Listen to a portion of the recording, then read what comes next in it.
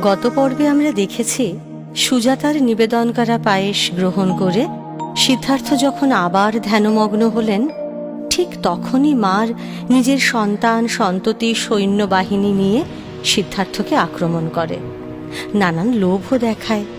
অবশেষে সিদ্ধার্থের আসনকে নিজের আসন বলে দাবি করে সিদ্ধার্থকে আসনচ্যুত করতে সে বদ্ধপরিকর হয়। তখন অবিচলিত শান্ত সিদ্ধার্থ ডান হাতের মধ্যম আঙুল দিয়ে ধরিত্রীকে স্পর্শ করে তার কাছ থেকে জানতে চান সে আসন আসলে কার। শতকণ্ঠে এবার সরব হলেন ধরিত্রী, আকাশে বাতাসে হিল্লোল তুলে সাক্ষ্য দিলেন এ আসন সিদ্ধার্থের। কোনো মিথ্যে তিনি মেনে নেবেন না। এবার আর কোনো উপায় নেই, মারকে পরাজয় স্বীকার করতেই হলো। ফিরে যেতে হলো তার সহস্র সেনানী নিয়ে। সিদ্ধার্থের সামনে থেকে সরে গেল শেষ বাধাটাও। তিনি ক্রমশ ভাস্বর হতে লাগলেন অনন্ত প্রজ্ঞার জ্যোতিতে। তার ডান হাতের ভূমি স্পর্শকারী মধ্যম আঙুল ঐহিক আর পারমার্থিকের সেতু হয়ে বরাবরের জন্য জেগে রইল। করুণায় প্রান্তরে ঝরার আগে কতখানি নির্মোহ সত্তা কেউ তার রাখেনি হদেশ। ত্যাগের তপস্যাপুতু অনাদির মায়াহীন দেহ, সেই তো ধরবে হাতে মৃত্যু আর ধুলো ভরা বিষ। ভয় ক্ষয় ইন্দ্রিয়ে তুচ্ছ যাপন, মারে তার কি বা আসে যায়। পঞ্চ ইন্দ্রিয় মরা সব ভুলে থাকে অবহেলে, চেতনার অমিত প্রজ্ঞায়। ভাষা তার হারিয়েছে পথ, মন জুড়ে জেগে আছে ধ্যান অনন্ত নীলের মতো। সৃষ্টির বলকলে তার খসে গেছে মায়ার শরীর। দৃষ্টিতে শান্ত সে ধীর চিরায়ত, সেই তথাগত। আমি শাওলি, আপনারা শুনছেন মারির সাগর পাড়ি দিয়ে সিদ্ধার্থের গৌতম বুদ্ধ হয়ে ওঠার কাহিনী। শুনছেন তথাগত।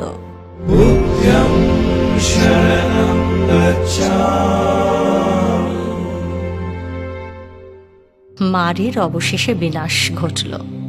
সিদ্ধার্থকে তাঁর সিদ্ধিলাভের ক্ষেত্রে পথভ্রষ্ট করার মতো আর কোনো অপশক্তি অবশিষ্টই রইল না। একটানা 49 দিনের গভীর ধ্যানের পরে তরুণ তপস্বী শাক্যকুমার সিদ্ধার্থ পৌঁছলেন তার কাঙ্ক্ষিত মার্গে। তাকে ঘিরে তখন সহস্র সূর্যের দ্যুতি, তেজিয়ান কিন্তু স্নিগ্ধ, উদ্ভাসিত কিন্তু শান্ত।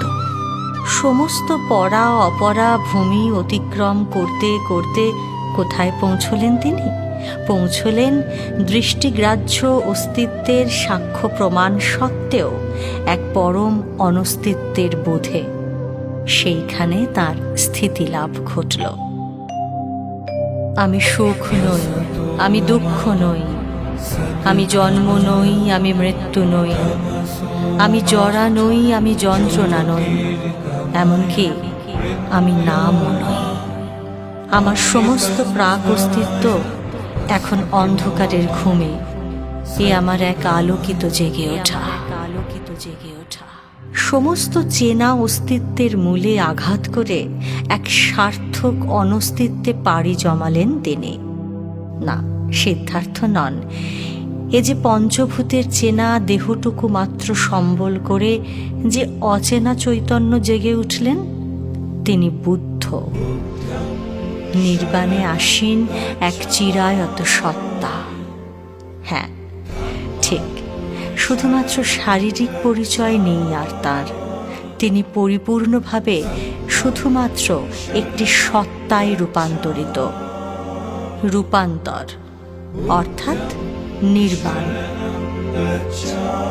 চলতি শব্দে আমরা কিছু বলতে বা বুঝতে অভ্যস্ত, অথচ শব্দ যেখানে গণ্ডি টপকাতে পারে না, বুদ্ধ স্বয়ং কোনো দিন কোথাও নির্বাণের কোনো ব্যাখ্যা দেননি, শুধুমাত্র সেখানে আসীন হবার পথটুকু দেখিয়েছেন। কিছু অবস্থান চলতি বুদ্ধির নয়, বরঞ্চ বোধের। কিছু কেন, বোধহয় জগতের বেশিরভাগ মানসিক আর আত্মিক অবস্থানই বোধের। ভাষা দিয়ে তা ব্যাখ্যা করা যায় না। নির্বাণ আসলে এক রূপান্তর, সমস্ত বন্ধনের মুক্তিতে রূপান্তর, অথবা উত্তরণ, অর্থাৎ নির্বাণ হল মুক্তি। এর সঙ্গে কোনো মৃত্যুর যোগাযোগ নেই। নির্বাণ অর্থে আত্মিক মুক্তি বা মানসিক মুক্তি, শারীরিকভাবে স্থান পরিবর্তন নয়, আত্মিক দিক থেকে চিরপ্রশান্ত একটি স্থিতাবস্থা লাভ করা, অর্থাৎ মানসিক জগতের মানে মনোজগতের সম্যক রূপান্তর। সেই পথেই তো রূপান্তরিত হয়েছিলেন শাক্যমুনি। বুদ্ধি, বোধ, জ্ঞান অতিক্রম করে প্রকাশ পেয়েছিল পরম প্রজ্ঞানের আলো। বুদ্ধ আসলে কোনো পৃথক উপস্থিতি নয়, প্রজ্ঞানী বুদ্ধ, চৈতন্যের ঘনীভূত মূর্তি। নির্বাণ লাভ করে রাজকুমার সিদ্ধার্থ বুদ্ধ হলেন। বুদ্ধ এবং তাঁর আদর্শ নিয়ে তৈরি প্রাচীন মহান্যায় শাস্ত্র বুদ্ধত্ব বা নির্বাণের এক স্বরূপ তুলে ধরতে চেষ্টা করেছে। সেই স্বরূপের একটি দিক হল শূন্যতা। সারা বিশ্বে এই শূন্যতা নিয়ে রীতিমতো বৈজ্ঞানিক পরীক্ষা নিরীক্ষাও শুরু হয়ে গেছে। মহান্যায় দিয়ে শুরু করলে বলতে হয়, শূন্যতা হল সম্পূর্ণ এক নিস্তরঙ্গ অবস্থা, যেখানে বাহ্যিক কোনো কিছু নেই, এমনকি মনও নেই। মন কাকে বলে? বিজ্ঞান বলছে মন অজস্র চিন্তার সমষ্টি। সারা জীবনে মানুষ যা যা চিন্তা করে তা একযোগে মন। সিদ্ধার্থ যদি বুদ্ধত্ব লাভ না করতেন, তাহলে এই মনের বিনাশ এত স্পষ্ট হতো না কোনোদিন। মন না থাকা ব্যাপারটা কিভাবে সম্ভব? বুদ্ধত্ববাদের সবচেয়ে সফল আধুনিক ব্যাখ্যাকার তৈয়ং শিয়ং শিউল বলছেন, মানুষের সমস্ত ভ্রান্তি যদি ময়লা হয়, মন তবে আয়না। আয়না থেকে ধুলো সাফ করলেই যেমন সেখান থেকে বিচ্ছুরিত হয় ঝকঝকে সূর্যালোক, তেমনি এই অবস্থা থেকেও প্রতিভাত হয় শাশ্বত সত্য। এটা কখনোই শূন্য নয়। সমস্ত মায়া থেকে মুক্তি লাভের পরে যে চূড়ান্ত বোধ জেগে থাকে, সেই অবস্থা।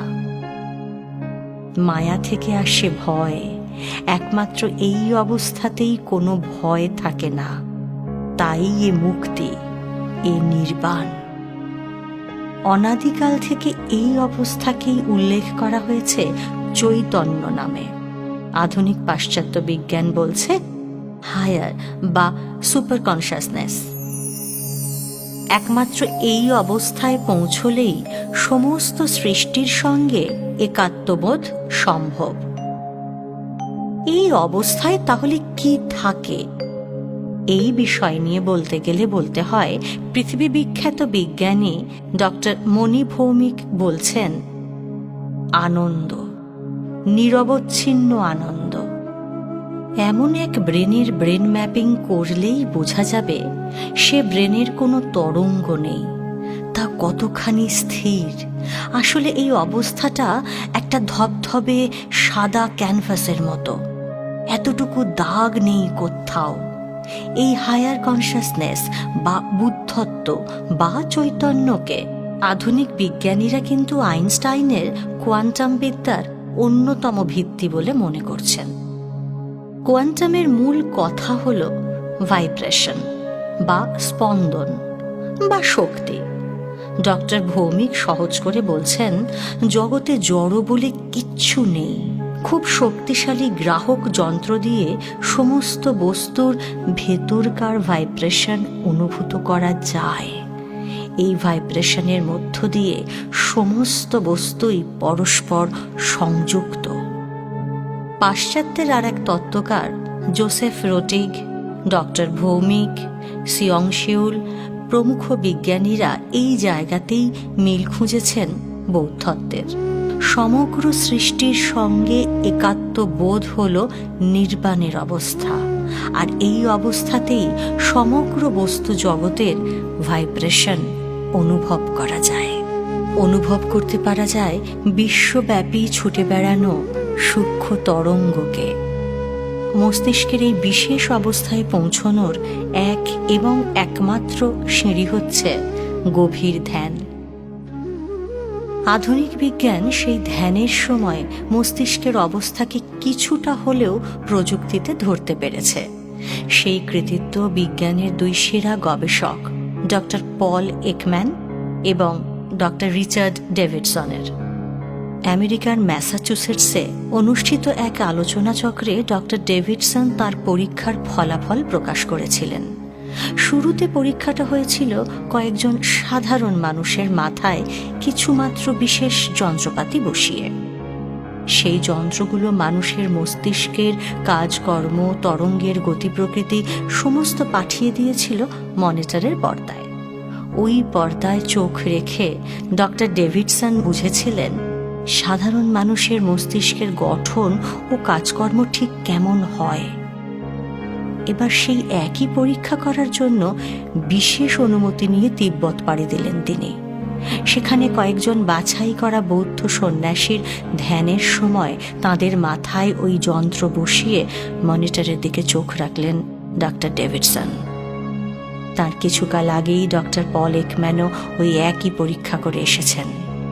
তারা দুজনেই পেয়েছিলেন এক আশ্চর্য ফলাফল। ধ্যানের সময় ওই বৌদ্ধ সন্ন্যাসীদের মস্তিষ্ক একেবারে শান্ত। তাদের বিভিন্ন অনুভূতিকে আলাদা আলাদাভাবে ধরতে পেরেছিল বিজ্ঞানের যন্ত্র। সাধারণ মানুষের মতো সেগুলো একেবারেই একে অন্যের সঙ্গে তাল গোল পাকিয়ে ঘেঁটে থাকেনি। শুধু তাই নয়, সেই অনুভূতিগুলোর অবস্থান ছিল অনেকটা পোড়া দড়ির মতো। অর্থাৎ মস্তিষ্ককে তারা কোনোভাবেই চালনা করতে পারত না। মস্তিষ্ক স্থির। আরও এক কঠিন পরীক্ষা ঘটিয়েছিল পাশ্চাত্যের বিজ্ঞান সেই বৌদ্ধ সন্ন্যাসীদের নিয়েই। সেটা অবশ্য তাদের ধ্যানের সময় নয়। তারা যখন স্বাভাবিক কাজকর্মে ব্যস্ত, আচমকা তাদের কানের কাছে বিরাট বোমা ফাটানোর মতো আওয়াজ করা হয়। সঙ্গে সঙ্গে সঙ্গে সঙ্গে সেই সন্ন্যাসীদের শারীরিক ও মানসিক সমস্ত ধরনের পরীক্ষা করা হয়। কিন্তু এবারও ফল সেই এক, কোনো পরিবর্তন নেই। তাদের শরীর ও মন সবটাই নিজেদের পূর্ণ নিয়ন্ত্রণে। মনিটরের রেখাগুলো সব সোজা সরলই ছিল। এই পরীক্ষার ফলাফল যখন যুক্তিবাদী বিশ্ব শুনল, তখন থেকেই সে তার মতো করে হিসেব করতে শুরু করল। ধ্যানেই যদি এই হয়, তাহলে নির্বাণে মস্তিষ্কের অবস্থা ঠিক কেমন থাকে? বলা বাহুল্য, তার সঠিক উত্তর আজও মেলেনি। কারণ স্বয়ং বুদ্ধের তো আর ব্রেন ম্যাপিং হয়নি। নির্বাণ নিয়ে পাশ্চাত্য বিজ্ঞানের আলোচনা তো জানা গেল। এবার আবার ফিরে যাওয়া যাক সেই গাছের নিচে, যেখানে মাত্র ৩৫ বছরের সিদ্ধার্থের ভেতর থেকে পরিপূর্ণভাবে জেগে উঠেছেন মহাজ্ঞানী বুদ্ধ।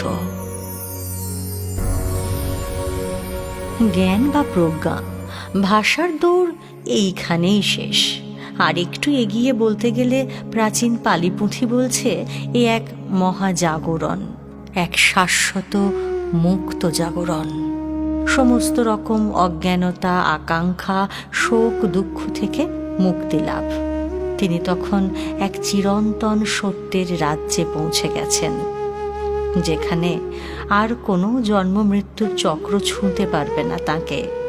বুদ্ধত্ব আসলে এক মহান উত্তরণ।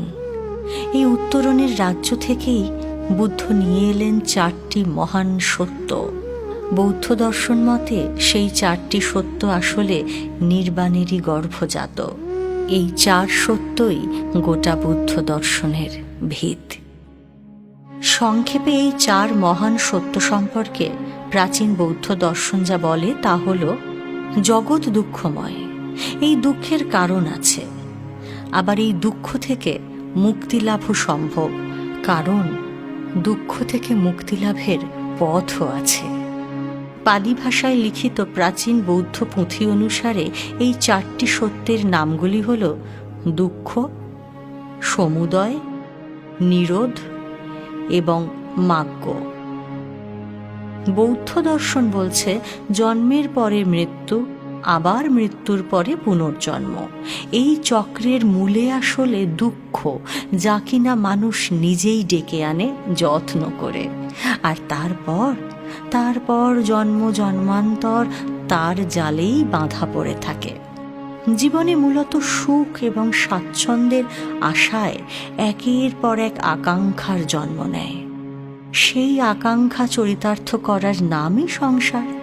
সেই সংসার এবার কিছুতেই সন্তুষ্টি দিতে পারে না, কারণ মানুষের চাহিদা অনন্ত।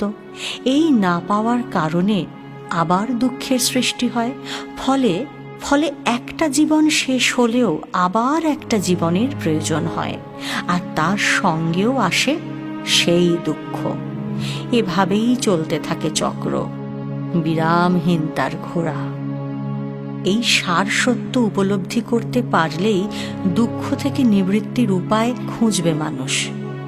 সেই অন্বেষণে ক্রমশ তাকে পৌঁছে দেবে বুদ্ধত্বের দরজায়। কিন্তু তারও আগে মানুষের নিজের যন্ত্রণাটা অনুধাবন করা জরুরি। সেই সঙ্গে এই বিশ্বাস রাখাটাও জরুরি যে দুঃখ থেকে মুক্তি লাভের উপায় আছে, নইলে অন্বেষণ শুরুই হবে না। সে কাজ তো আর নিজে নিজে হয় না, তার জন্য এক পথপ্রদর্শকেরও দরকার। তাই তো তথাগত, যিনি তথায় অর্থাৎ পরম সত্যে পৌঁছেছেন, যিনি নিজে নির্বাণ ছুঁয়ে এবার সহস্র হৃদয়কে সেই প্রদীপের আলো দেখাবেন সেই 4 সত্যকে অনুধাবন করার 8টি সেরা পথ। বৌদ্ধ দর্শনে যাকে বলা হয়েছে অষ্টাঙ্গিক মার্গ। বৌদ্ধ দর্শনের বিভিন্ন সূত্র বলে তথাগত নতুন কিছু দেখান না, কারণ তথাগত পরম সত্যে পৌঁছেছেন। আর পরম সত্য হল যা যেখানে যেভাবে আছে তাকে ঠিক সেইভাবেই দেখানো।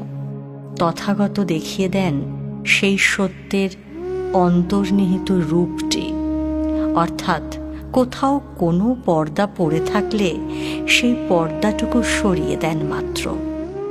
বোধিলাভের পরে বুদ্ধের পক্ষে নিজেকে আর আমি বা আমার বলে উল্লেখ করা সম্ভব ছিল না। তার ক্ষুদ্র আমির অহং তখন তো বিরাটের সঙ্গে মিশে একাকার।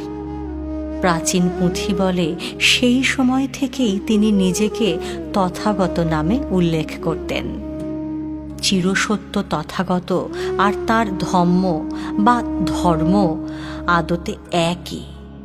পরবর্তীকালে এক মুমূর্ষু মানুষ বাক্যালির শয্যাপাশে তিনি নিজেই একথা বলে গেছেন, যে আমায় দেখে সে ধম্মকে দেখতে পায়, যে ধম্মকে দেখে সে আসলে আমাকেই দেখতে পায়। একটা রক্ত মাংসের শরীর দেখতে কষ্ট করে ছুটে বেড়ানোর কোনো প্রয়োজন নেই। কিন্তু সে তো অনেক পরের কথা।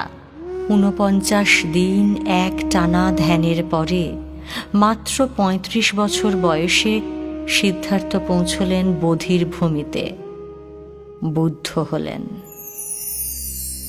সে সত্যের খবর দুনিয়ার কারো কাছে নেই। সেই সত্য এখন প্রতিফলিত হলো তাঁর বোধে। তিনি পেলেন এক চিরন্তন পথের সন্ধান, কিন্তু সে জ্ঞান এখন তাঁর একার। সেই সত্যকে তিনি একাই উদ্ভাসিত হয়ে কাটিয়ে দেবেন বাকি জীবন, নাকি সৃষ্টির সকলের মাঝে প্রতিষ্ঠিত করবেন সেই মহামুক্তির পথ? সম্ভবত জীবনে এই প্রথম বেশ দোটানায় পড়েছিলেন শাক্যমুনি। কর্তব্যবোধ বলছে এক, কিন্তু চেতনা বলছে আর এক। এই পৃথিবী আসলে বড় অন্ধ। পৃথিবীতে বসবাসকারী প্রাণীরা ভীষণভাবে মোহপাশে বদ্ধ। স্বার্থ, অহং, লোভ, ঈর্ষা, হাজারো রকম জটিলতা তাদের পরতে পরতে বেঁধে রেখেছে। এই অবস্থায় তাঁর দিব্য জ্ঞান তিনি দেবেন কাকে? কেই বা শুনবে সেই অমৃত কথন? আর শুনলেও তা কি সেই শত সহস্র প্রাণের মোহনিদ্রা ভাঙাতে পারবে? না, এ কাজ তিনি করবেন না। এতে কোনো লাভ হবে না। তার নিজের আলো নিজের কাছেই রেখে দেবার সিদ্ধান্ত একরকম নিয়েই ফেললেন বুদ্ধ। এবার তো বড় বিপদ। বুদ্ধ স্বয়ং যদি নিজের অর্জিত জ্ঞান শুধু নিজের মধ্যেই রেখে দেন, তাহলে জগৎকে আলো দেখাবে কে? প্রাচীন বৌদ্ধ আয়াচানা সূত্র বলছে, এবার আসরে এলেন দেবলোকের প্রধান দেবতা ব্রহ্মা। সমাধিভূমি থেকে সদ্য নেমে আসা বুদ্ধের সামনে এসে ব্রহ্মা দাঁড়ালেন, আর তারপর তাকে বোঝাতে শুরু করলেন এই মানসিক দ্বন্দ্ব একেবারে অনর্থক। সৃষ্টির অন্ধ চোখে জ্ঞানের আলো জ্বেলে দিতেই তাঁর জন্ম। এই বোধিলব্ধ সত্য তাই কোনো মতে তাঁর একার হতে পারে না। মানুষকে জানাতে হবে মুক্তির পথ।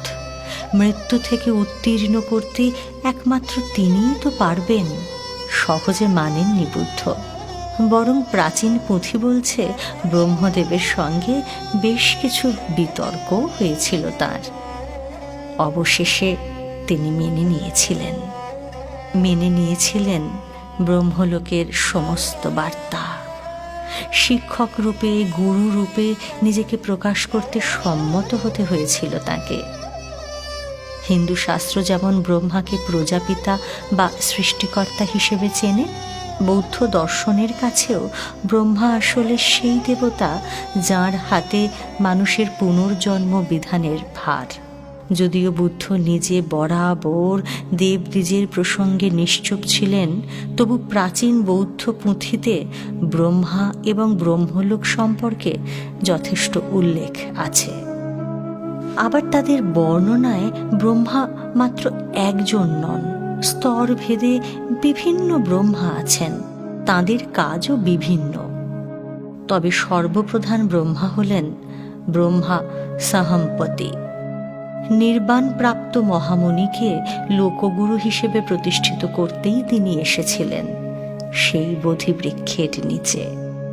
বৌদ্ধ দর্শন অনুসারে তিনি শিক্ষা দেবার উপযুক্ত, যার মধ্যে কয়েকটি গুণ আছে বা লক্ষণ আছে। সেই লক্ষণগুলি হল: যার কোনো বন্ধন নেই, আসা যাওয়া ইচ্ছে মতো, যিনি নির্বাণ প্রাপ্ত, যিনি নিজের চেষ্টায় পূর্ণ জ্ঞান অর্জন করেছেন, যার আসা যাওয়া সবটাই শুভ, যিনি জগতের সমস্ত কিছু সম্যক রূপে জানেন, যাকে অলক্ষ্যে লুকিয়ে রাখা যায় না, যিনি মানুষের নেতা হবার যোগ্য, যিনি দেবলোকের শিক্ষক হবার অধিকারী, যিনি আনন্দ স্বরূপ। এই 10টি লক্ষণ বা বৈশিষ্ট্য থাকলে তবেই তিনি তথাগত রূপে স্বীকৃত হবেন, আর তবেই তাকে লোকশিক্ষক হিসেবে গ্রহণ করা হবে। বলা বাহুল্য, বুদ্ধ এই 10টি লক্ষণেরই অধিকারী ছিলেন। উপরন্তু ছিল তাঁর অসীম করুণা। আর তাই তো স্বয়ং ব্রহ্মা এসেছিলেন তাকে তার কর্তব্য সম্পর্কে সজাগ করে দিতে। এবার মনস্থির করলেন বুদ্ধ, লোকগুরুর দায়িত্ব তিনি পালন করবেন। বোধিবৃক্ষের ছায়া ছেড়ে তিনি আবার নামলেন পথে। এবার ফের আর এক নতুন অধ্যায়ের শুরু হলো।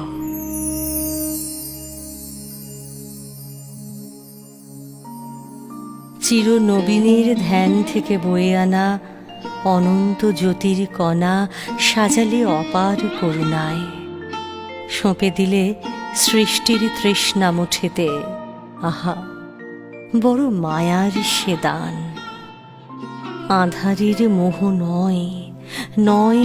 নয় শুধু খাওয়া সূর্য দহন, সত্য, চিরসত্য এ যে। তবু স্পর্শ মাত্র ঝরে মায়া। এ তো তুমি প্রভু, এইটুকু তোমার নিজের। তুমি তো জানো তথাগত, দিক ভুলে দিশেহারা আগামী কি চায়।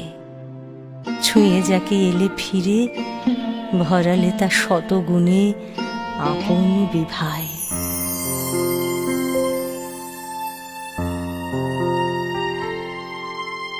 বুদ্ধং শরণং গচ্ছামি,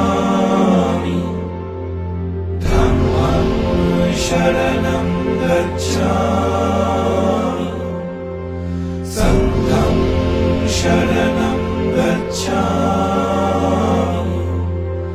বুদ্ধং শরণং গচ্ছামি।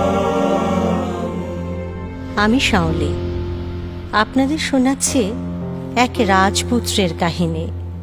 জরা, যন্ত্রণা, মৃত্যু, সন্ন্যাস, এই 4 দৃশ্যের যোগসূত্র মেলাতে যিনি ঘর ছেড়ে পথে নেমেছিলেন, আর তারপর মাত্র 49 দিন নিবিড় তপস্যার পথে নিজের অবিচল ধীশক্তির দ্বারা একের পর এক স্তর পেরিয়ে পৌঁছেছিলেন এক সর্বশূন্যতার বোধে, নির্বাণে। গবেষণা ও রচনা করেছেন মহুয়া ব্যানার্জি, আবহে সত্যজিৎ সেন। এটি একটি প্যাস্টেল এন্টারটেনমেন্টের প্রযোজনা। জানি বন্ধুরা, আমাদের মনও আস্তে আস্তে হালকা হবে। আমরাও চেষ্টা করব এই জ্যোতির্ময়ের আলোয় নিজেদের আলোকিত করতে। ভালো থাকুন বন্ধুরা, সঙ্গে থাকুন, শুনতে থাকুন তথাগত। বুদ্ধং শরণং গচ্ছামি।